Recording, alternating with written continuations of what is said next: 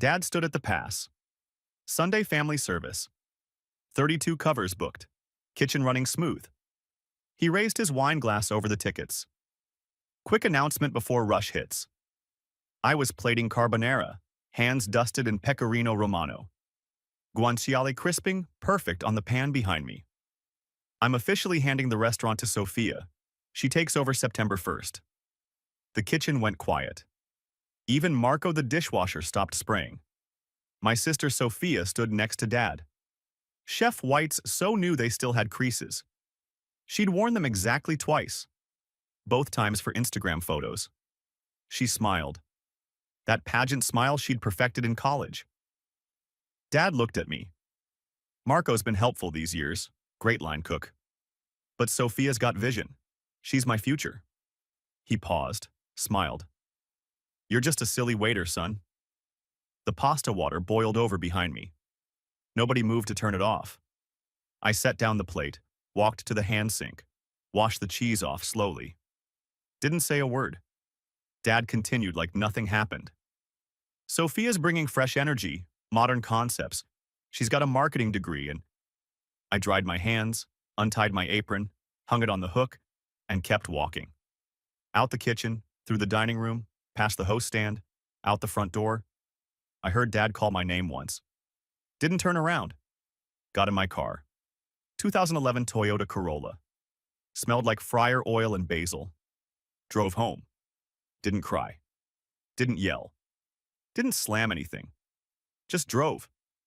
Because here's what Dad didn't know. That carbonara recipe? Mine. The osso buco that got us a write-up in Portland Monthly? Mine. The Sunday gravy that people drove 40 minutes for? Mine. Every single signature dish at Lombardi's family restaurant. I created them, tested them, perfected them over 10 years in that kitchen. Dad thought they were family recipes. Old country magic passed down from his mother. They weren't. His mother made meatloaf and canned green beans. I made everything else. And now he was handing it all to Sophia. Sophia, who couldn't tell you the difference between a brunoise and a chiffonade. Sophia, who thought al dente was a kind of pasta.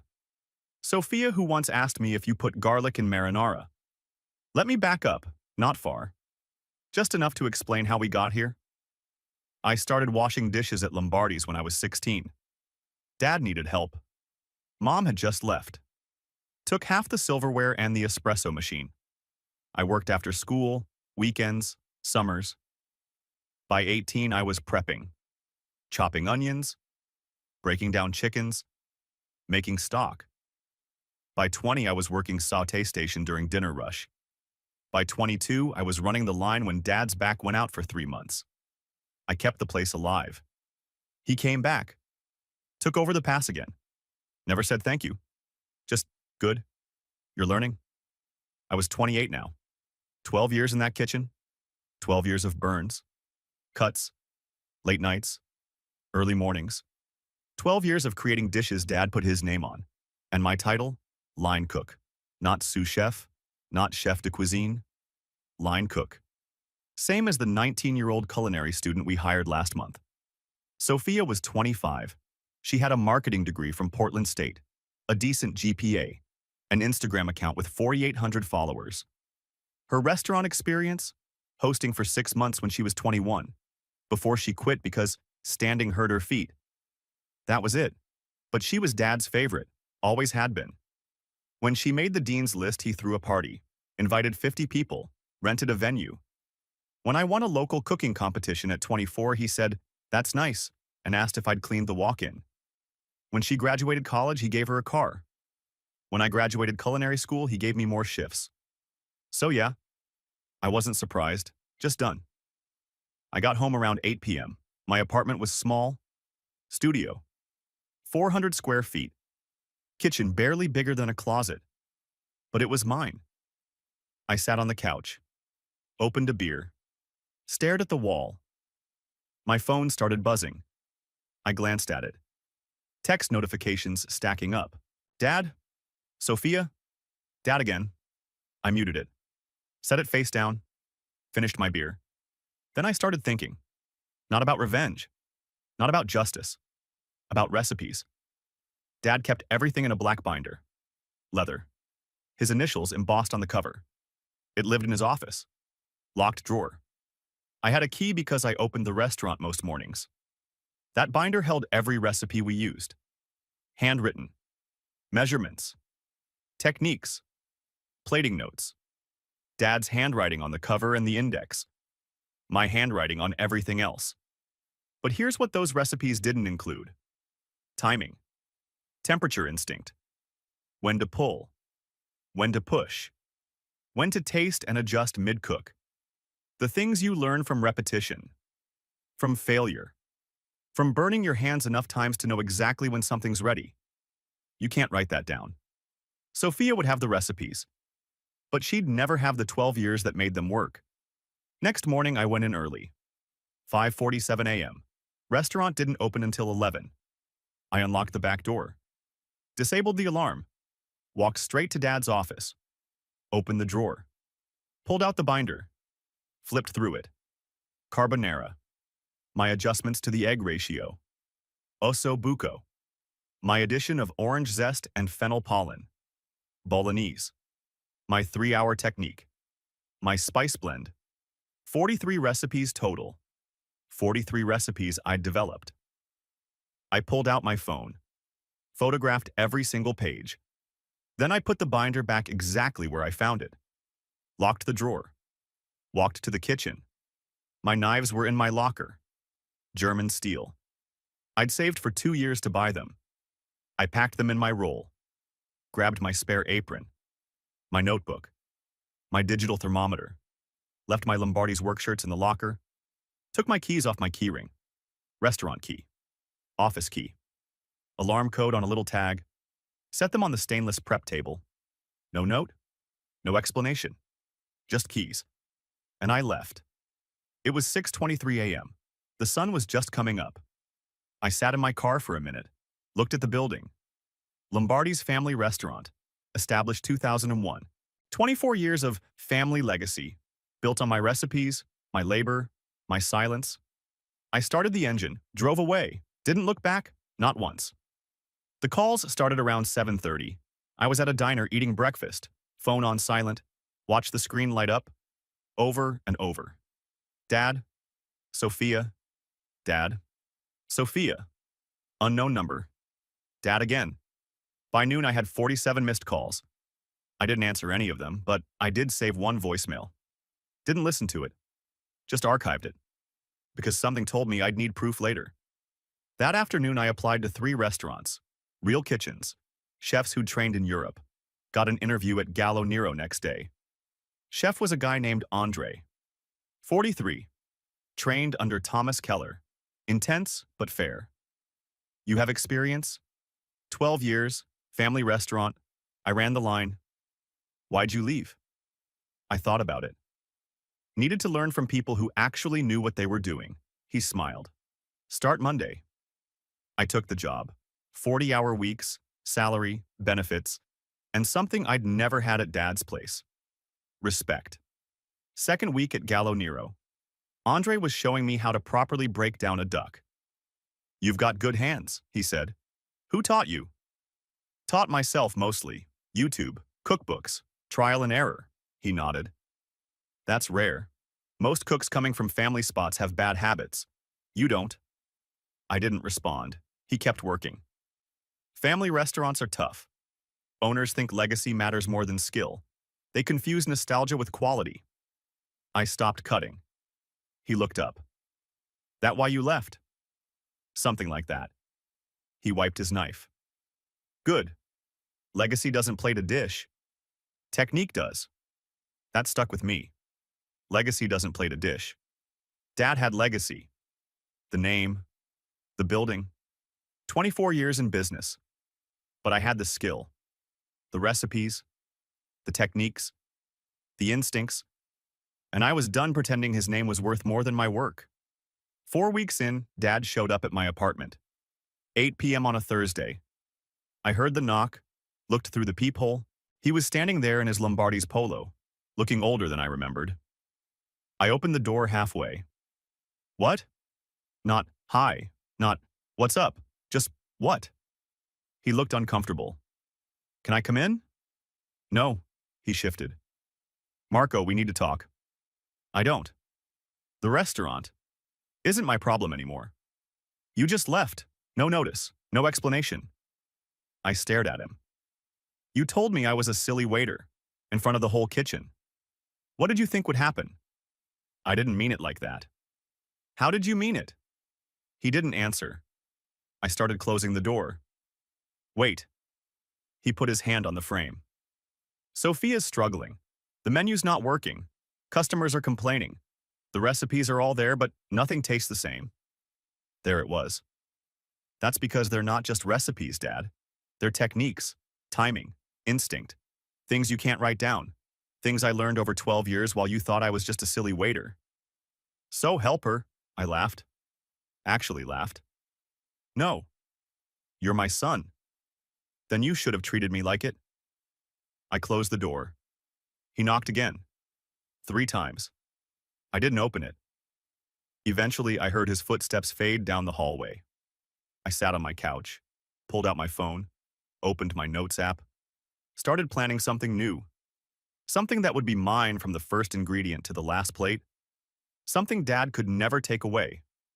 Because I'd just learned the most important lesson of my life. When someone shows you who they are, believe them. And build something better without them.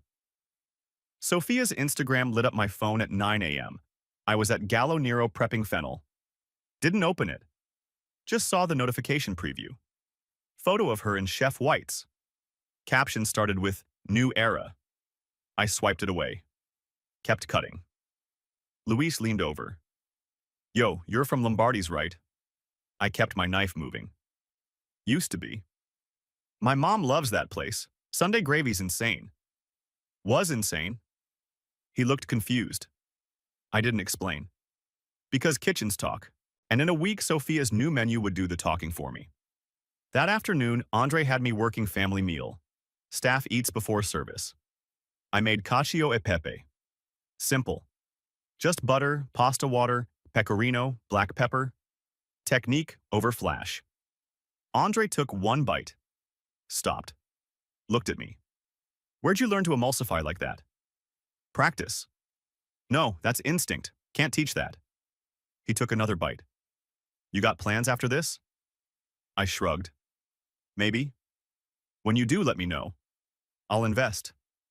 He walked away before I could process that. Invest. Not a loan, not charity. Investment. Like I was worth betting on. Nobody had ever said that. That night a text came through. Jessica, regular from Lombardi's. Did they change the menu? Went last night? Everything tasted off? I didn't reply. Just opened Lombardi's Yelp page. 4.4 stars. Always had been. I bookmarked it. Checked back 3 days later. 4.1 stars. New review. Not sure what happened, but this isn't the same restaurant. I closed my phone. Got back to work. Because Sophia was learning something I'd known for 12 years. You can't fake instinct. Andre started letting me run sauté during service, testing me. I kept my head down, worked clean, fast, quiet. One night he pulled me aside after close. You're wasting time here. I looked up. What? You're good enough to run your own kitchen. You know that, right? I didn't answer. Think about it. You've got the hands. Just need the confidence. 2 weeks in, I was walking to my car after a double when my phone buzzed. Dad. I stared at it. Let it ring out. Voicemail notification appeared. I didn't listen, just archived it. Got in my car, sat there, thought about what Andre said. My own kitchen. Not a restaurant. Not yet. But something. I opened my notes app, started writing. Pop-up plan. Small, simple. Weekend farmer's market, maybe. Test a few dishes. See if people paid for my food without Dad's name attached. Next morning, I researched commissary kitchens. Found one that rented by the hour. $40 for 4. Drove there that afternoon. Looked around. Clean. Organized. Available Saturdays. I paid for my first session. Cash. Told nobody. That weekend, I bought a folding table at a restaurant supply closeout. tent, portable burner. Total, $218. Applied for a vendor spot at the downtown Saturday market. Got rejected. All spots filled. Try again next month. I applied to 3 other markets. Got rejected from 2 more. 4th one accepted me. Trial weekend only. If I sold out, I could come back. If not, I was done. No pressure. I spent the week planning. 3 items only. Cacio e pepe. Arancini. Panna cotta. Classic. Clean. No shortcuts. Friday night, I couldn't sleep. Kept running scenarios. What if nobody came? What if the food wasn't good enough? What if I'd built this whole thing up in my head and I was just a line cook who got lucky once? Saturday morning, 4 a.m. I was at the commissary, made risotto, shaped arancini, fried them golden, rolled pasta, cut it, rested it, panna cotta in jars, compote from Oregon berries. By 7 a.m., everything was packed. Drove downtown, set up by 8:47. Market opened at 9. By 9:30, I'd sold nothing. People walked past, glanced, kept moving. I didn't panic. Just kept the water boiling, kept frying arancini. Smells work better than signs. 9:45. First customer, older woman, canvas tote. Looked tired. What's this? Italian food, made fresh. What's good? Everything, but the arancini just came out. She bought one, $7. Took a bite standing there, stopped. Looked at me, took another. Where's your restaurant? Don't have one, just this. She reached into her purse. Business card. I write for Willamette Week. Food section. Can I quote you? My stomach dropped. Sure. She bought 2 more, left. By 11 a.m. I had a line. Not huge, maybe 6 people, but it was a line. By noon my back was screaming. Standing over a portable burner for 3 hours does things to your spine. Burns your calves, cramps your hands. A woman in a yoga outfit walked past. Glanced. Kept moving. Then stopped. Came back. What's that smell? Fried arancini, saffron risotto inside. She ordered 2. Ate one standing there. This is insane. Where's your restaurant? Don't have one. You should. She left. Came back 20 minutes later with 3 friends. By 1:30 the line was real. Not Instagram fake. Actually real. People waiting. Asking questions. Taking photos. I'd brought 30 portions. Sold 28. Made $340. I sat in my car afterward, hands shaking. Not from exhaustion, from relief. People bought my food, not Dad's name, mine. I drove home, slept 4 hours, woke up to my phone buzzing. 23 Instagram followers. I'd posted 1 photo that morning and 1 missed call. Dad. I deleted the notification, opened my notes app. Week 2 plan, more prep, better signage, don't run out. The article dropped Wednesday, not front page, just a small paragraph in the Food and Drink Roundup. Portland's scrappiest Italian food isn't in a restaurant. It's at a farmer's market booth run by a guy named Marco, who cooks like he's got something to prove. Catch him Saturdays, cash only. My phone exploded. Instagram followers jumped to 216. DMs asking about catering, private dinners, pop-up schedules. I replied to everyone, Saturdays only, because I still had my day job, and I wasn't ready to bet everything on a folding table. That same day, my phone rang. Unknown number. Marco, it's your father? I almost hung up. What? Revenue's down. Customers keep asking where you are. Sophia's trying, but she doesn't have 12 years of experience? Silence. You made your choice, Dad. Let her be your future. I hung up. He didn't call back. Saturday, too. I doubled my prep. Brought a friend to help with orders. Sold out by 1:30. $612. More followers. More DMs. More questions I wasn't ready to answer. But one DM caught my eye. Saw the article, interested in discussing investment opportunities, professional only. I stared at it for 10 minutes, then replied, Tell me more. 2 days later, I was sitting in a coffee shop with a woman named Karen.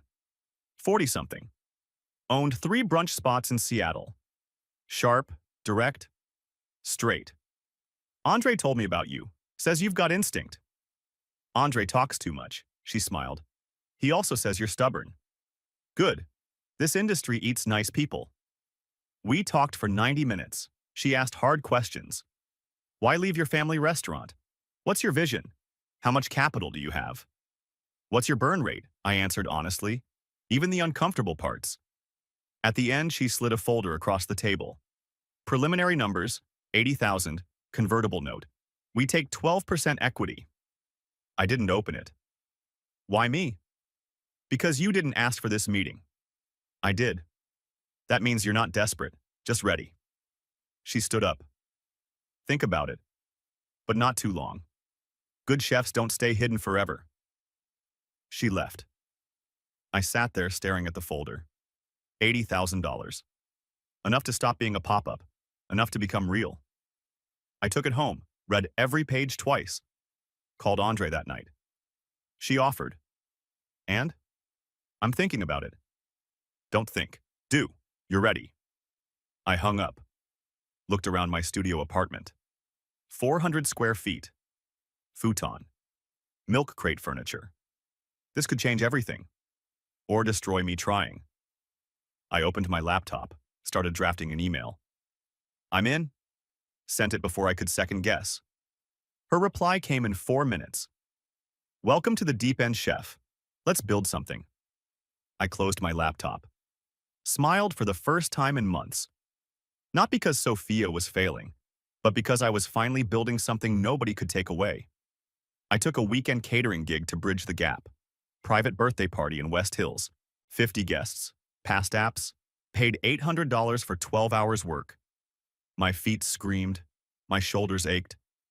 But that money went straight into the restaurant fund. Andre called after. You look drained. Almost there, I said. How much more? 5,000 short of opening. He was quiet. Then, you're going to make it. I can tell. I hung up. Stared at the check in my hand. 800, closer to never needing them again. Saturday 3. I arrived at the market with a new sign. Rossi's Table. No explanation, no backstory, just a name. Line started forming at 9:15. Didn't stop until I sold out at 2 p.m., $890. But more importantly, a regular asked, when are you opening a real spot? I smiled. Soon. And for the first time, I actually believed it. The health inspector walked out of Lombardi's at 2:14 p.m. on a Tuesday. I was sitting in my truck across the street. Not stalking, just finishing a coffee between lunch and prep. She held a clipboard, shook her head at something, took 3 photos of the dumpster area. My phone sat silent on the dash. No notifications, no calls, just me watching the place that raised me start to crack. I started the truck, drove back to my restaurant. Didn't feel triumph, didn't feel satisfaction. Just the quiet weight of watching something collapse in slow motion. 8 months since I'd opened Rossi's. We were running steady. 78% capacity most nights. Not perfect. Not easy. My head cook quit second week. Said the hours were brutal. I worked his station plus mine for 2 weeks until I found a replacement. Line guy burned himself badly on week 3. Hospital. Out for a month. I covered. Again. Revenue dipped below break-even in January. Slow season.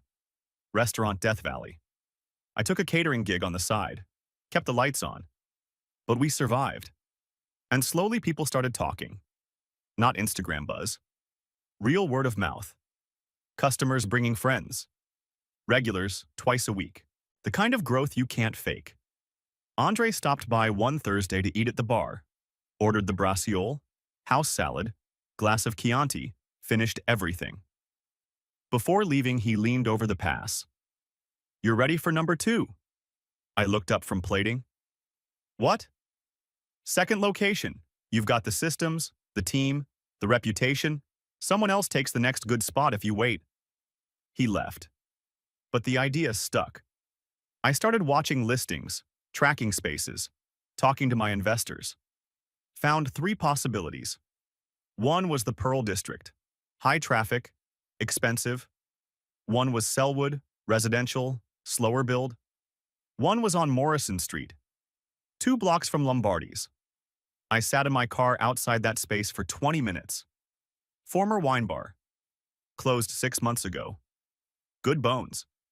50 seats. The rent was reasonable, the location was proven. Close enough that anyone driving to Dad's would pass mine first. I called Karen. There's a space, Morrison Street. Near your dad's place? 2 blocks. Silence on her end. Then, that's bold, I like it. We made an offer that week, signed the lease 10 days later.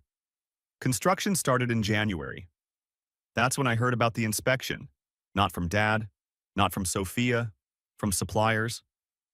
Cisco rep mentioned Dad was on a payment plan. Produce vendors switched them to cash only. Linen service dropped them.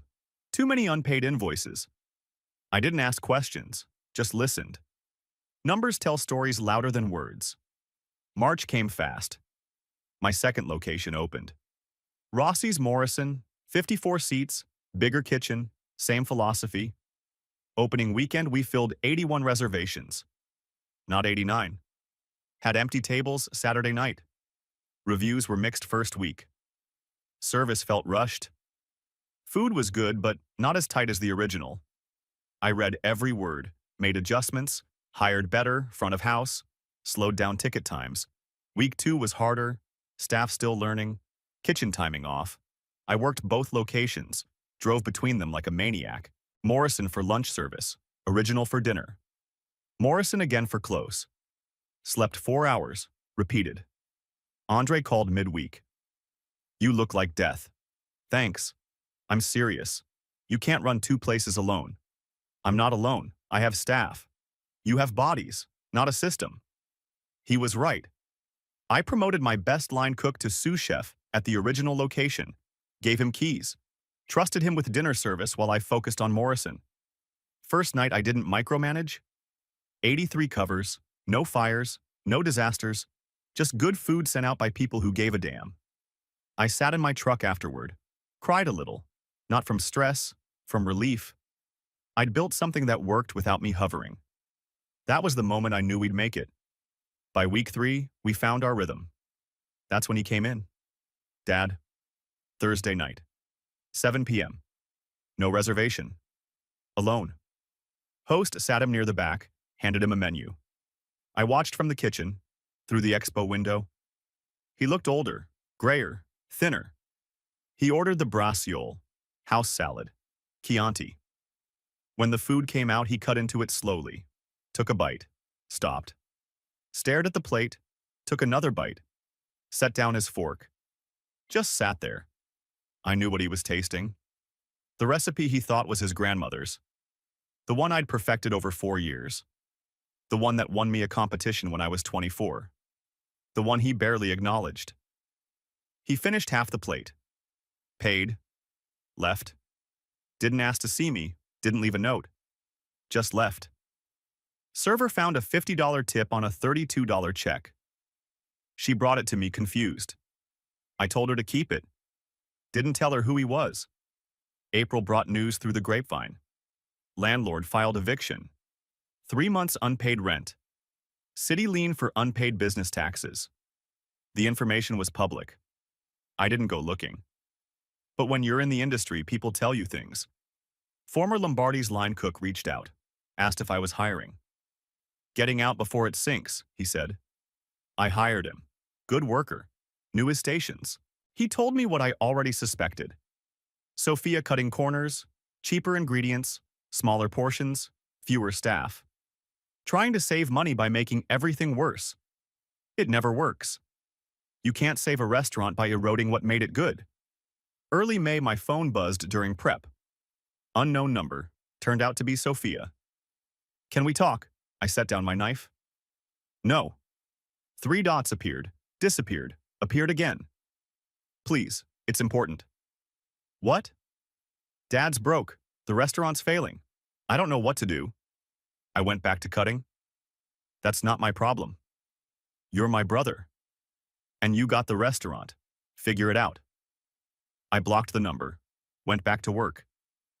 2 weeks later, my manager mentioned something odd. Saw an insurance appraiser at that old Italian place down the block, taking photos, measuring stuff. I didn't say anything, just filed it away. Buildings get appraised for 2 reasons, sale or claim, and Dad wasn't selling. June brought the inevitable. Lombardi's posted a notice on the door. Temporarily closed for renovations. I drove past it on a Sunday morning. Lights off, chairs stacked, paper covering windows. Didn't look like renovations. Looked like surrender. Sophia posted on Instagram for the first time in months. Photo: the closed restaurant. Caption: sometimes dreams change shape. Thank you to everyone who supported us. Comments were sympathetic. Confused. One asked, "Wait, is this permanent?" Sophia replied, "Just a pause. We'll be back." I closed the app. Didn't believe her. Because I knew the numbers. The debts. The damage. You don't come back from that without a miracle. Or something worse. Early July, my phone rang at closing time. Unknown number. I answered. "Marco Rossi?" "Yeah." "This is Lieutenant Vasquez, Portland Fire Marshal. There's been an incident at 418 Morrison, building fire. Your father listed you as emergency contact." My chest tightened. "Is anyone hurt?" "No injuries. Building's a total loss. I need to ask you some questions about your relationship with the property owner." "He's my father, but I don't work there. Haven't in over 2 years." "Understood. When's the last time you were inside?" 2 years, maybe longer." "You operate 2 restaurants in the area?" "Yes." "Any business disputes with your father?" I paused. "We're not close, but no disputes." "Why?" "Fire started in the kitchen. Accelerant detected. We're treating it as suspicious." My stomach dropped. "Suspicious?" "Yes, sir. We'll be in touch." He hung up. I sat in the empty dining room. Accelerant. Kitchen fire. Insurance appraiser 3 weeks ago. The math wrote itself. I drove to the scene. Trucks still there. Smoke smell thick. Building hollowed out. Yellow tape. Investigators. Cameras. I parked a block away, watched from the truck. Dad was standing on the sidewalk talking to a fire marshal, looking destroyed, hands shaking. Sophia was sitting in a police car, not arrested, just talking to an officer. But the way she held herself, shoulders tight, face down, guilty. I didn't get out, didn't approach, just watched the place that raised me turn to ash, and felt nothing. Not satisfaction, not revenge, not even sadness. Just the quiet certainty that some things burn themselves down. You don't have to light the match, you just have to stop putting out the fires. I started the truck, drove back to my restaurant, opened a bottle of wine, poured 1 glass, and got back to work. Because I had 2 restaurants to run, and a 3rd location in negotiation. The empire I built didn't have time for ashes, only growth. The call came at 6:47 a.m. I was prepping stock, roasting bones, caramelizing mirepoix. Fire Marshal, Lieutenant Vasquez. "We've concluded our investigation. Arson. Your sister Sophia Lombardi has been arrested and charged with 2nd-degree arson and insurance fraud. Arraignment Monday." "Is my father involved?" "Not criminally, but he filed the claim 6 hours after the fire. Either worst timing or worst cover-up." "Probably both." I hung up. Stood in the empty kitchen staring at bones. Sophia arrested. Dad's restaurant gone. 24 years of legacy turned to insurance fraud and ash. And me? 2 locations running steady. 3rd lease signed in Southeast. 43 employees. Revenue projecting $900,000 this year. James Beard semi-finalist nomination coming in September. I'd won. But it didn't feel like winning. It felt like watching someone drown while holding a life preserver you chose not to throw. The arraignment was Monday at 10 a.m. I showed up at 9:52, sat in the back, didn't announce myself. Dad was in the front row, alone, wearing a suit from my high school graduation. Sophia walked in wearing county blues, hands cuffed, hair pulled back. She looked small, tired, broken. Our eyes met for half a second. She looked away first.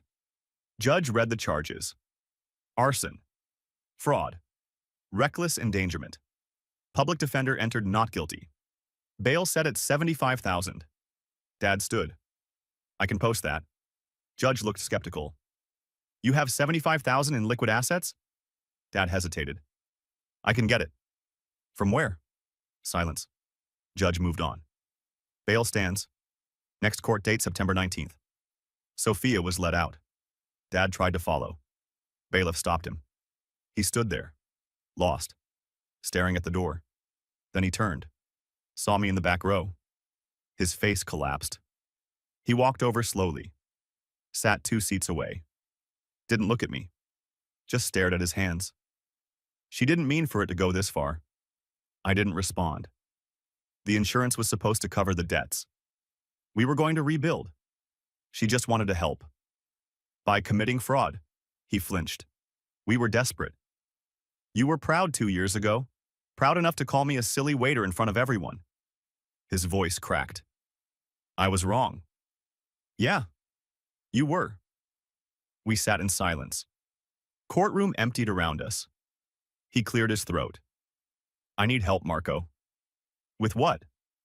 Bail. Legal fees. I've got nothing left. I'm 62 and broke. You have Sophia. She's facing 7 years. Then figure it out alone. He turned to me. You're my son. I was your son when you handed my work to someone who didn't earn it. When you dismissed 12 years of labor with a toast. When you valued her degree over my decade of sweat. I made a mistake. You made a choice. Choices have consequences. I stood. He grabbed my arm. Please. I looked down. He let go. You said Sophia was your future. She still is. Good luck. I walked out. Didn't look back. Didn't feel good. Didn't feel bad. Just felt done. 2 weeks later, a letter arrived. Handwritten. Dad's writing. Mailed to the restaurant. I opened it during family meal. Short. 3 paragraphs. Marco, I know you won't help. I understand why, but I need you to know I'm proud of you. What you built is bigger than anything I ever did. You didn't need me. You didn't need the Lombardi name. You built Rossi's from nothing. From anger, maybe. From pain, definitely. But you built it. And it's beautiful. I'm sorry I never said that when it mattered. I'm sorry for everything. I read it twice, folded it, put it in my office drawer. Didn't frame it, didn't throw it away, just kept it. Because some apologies arrive too late to change anything. But you keep them anyway. Sophia took a plea deal in October. 4 years. Parole eligibility in 2. Dad sold the lot where Lombardi stood for $112,000. Paid her legal fees, covered his debts. Had $11,000 left. Moved to a 1-bedroom in Gresham. I heard this through the industry. Through suppliers. Through people who knew people. I didn't reach out. Neither did he. We became strangers with shared history, which is what we'd always been. Just took a fire to make it official. Rossi's Southeast opened in November. 62 seats, full bar, private dining room. We packed it opening week. But not without struggle. Permit delays pushed opening back 3 weeks. Lost revenue. Kitchen equipment arrived damaged. Had to reorder. More delays. Staff turnover first month. Trained 3 bartenders before we found the right one, but we found our rhythm. Waitlist hit 200 names by December. Total staff across 3 locations, 61 employees. Projected revenue, year 2, $1.4 million. James Beard nomination came in January. Didn't win, didn't matter. The nomination alone brought press. Customers. Validation. Andre called the day it was announced. Told you. Thanks for believing. I didn't believe in you, Marco. I believed in your work. That's what I invested in. Still, thank you. Don't thank me, just keep cooking. I hung up, looked around my office. Awards on the wall, reviews framed, photos of opening nights, And in the bottom drawer, one photo. Me and Dad in the Lombardi's kitchen. I was 16, wearing a too big apron, smiling. He had his hand on my shoulder, proud. Before Sophia, before comparisons, before everything broke. I pulled it out sometimes, looked at it. Remembered the kid who thought his father's approval was the only success that mattered. Then I put it back, because that kid was gone. And the man who replaced him built 3 restaurants, employed 61 people, and earned a James Beard nomination. Without Dad's name, without his approval, without his legacy, just skill, discipline, and the quiet anger of being underestimated. 6 months after the fire, I was locking up around midnight. Late inventory, deep clean, prep for weekend. Walked to my truck. Someone was leaning against it. Dad, thinner, grayer, older, holding a paper bag. I stopped 3 feet away. "What are you doing here?" "Wanted to see you." "You know where I work?" Didn't want to make it awkward. He held out the bag. "Brought this. Thought you might want it." I looked inside. The black leather binder. The recipe book. "It's yours," he said quietly. "Always was. I just didn't know it." I pulled it out, flipped through pages. My handwriting, my recipes, my 12 years. Why now? Because it's the only thing I have left that matters, and it never belonged to me. I closed the binder, looked at him. "I don't need this anymore. I have my own recipes now, better ones." "I know. I've eaten at all 3 locations." That surprised me. "When?" "Different times. Never told staff who I was, just sat, ate, paid." "And?" He smiled, sad, genuine. "You're better than I ever was, by miles." We stood in the alley, sodium lights buzzing. "I can't give you money," I said. "And I can't fix what happened with Sophia." "Not asking you to." "Then what do you want?" He looked at me. Really looked. "Just wanted to say I'm sorry, and that I see you now. Maybe too late, but I see you." I nodded. "Okay. Okay." He turned to leave. Stopped. Looked back. "You turned out better without me. Don't know if that makes me sad or proud. Probably both." He walked away. Got into an old sedan. Drove off. I stood there holding the binder. Thought about throwing it away. Thought about burning it. Instead, I took it inside. Put it on a shelf in my office, next to my James Beard certificate. Business licenses, awards. Not because it mattered, but because it was proof that everything I built started with being told I wasn't enough. And sometimes the best revenge is just being better. Not louder, not meaner. Just better. 3 years later, Rossi's had 5 locations. Sophia got out on parole, moved to Seattle, works in marketing for a tech company. We don't talk. Dad's still in Gresham, retired, lives quietly. We exchange texts on birthdays. Nothing deep. Just acknowledgement. And me? I'm still cooking. Still building. Still proving to a ghost that I was never just a silly waiter. Success tastes different when it's built from insult. Sharper, cleaner, earned. 5 restaurants. 140 employees. Revenue pushing 4 million. Everything Dad said I'd never be. Some people inherit legacy, others build it from ash. I chose the second. And I'd choose it again.